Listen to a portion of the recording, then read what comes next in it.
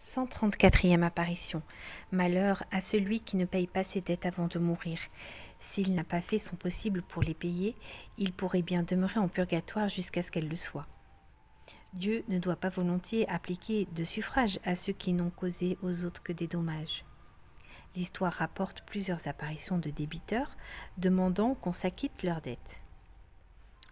Le père Augustin Espinosa s'imposait 1000 prières, aumônes, jeûnes, mortifications en faveur des âmes du purgatoire. Dieu permit souvent que des défunts lui apparussent, soit pour le remercier, soit pour se recommander à lui.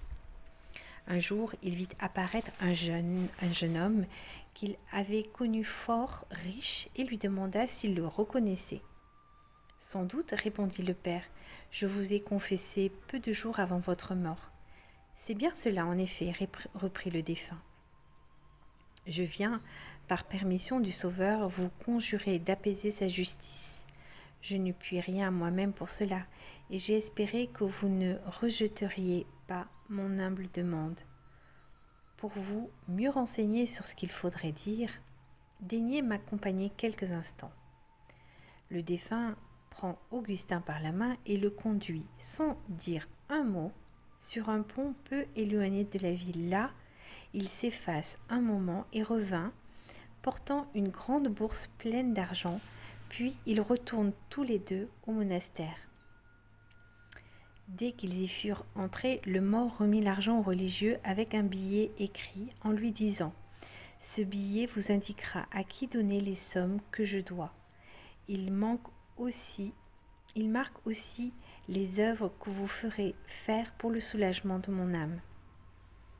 Quant à ce qui restera, vous l'emploierez à des choses saintes et utiles. » En achevant ces mots, le défunt disparut et le père s'empressa d'aller tout raconter à son supérieur. On fit venir tous les créanciers, on les paya, et de ce qui restait, on fit dire des messes pour le défunt.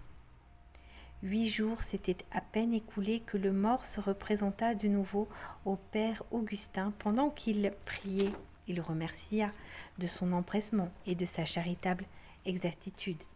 Il le bénit, surtout des messes qu'il avait fait dire en sa faveur, puis et qui lui avaient servi plus que tout le reste à lui ouvrir les portes du ciel où il s'envolait et où il garderait pour lui une impérissable gratitude.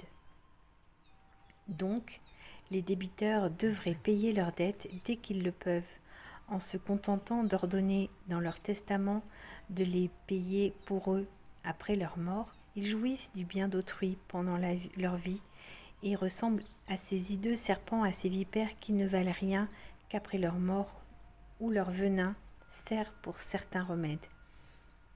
C'est dans les brasiers du purgatoire qu'ils verront bien que cette négligence est coupable.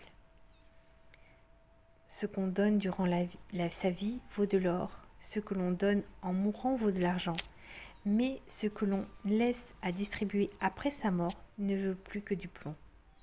À demain pour la suite.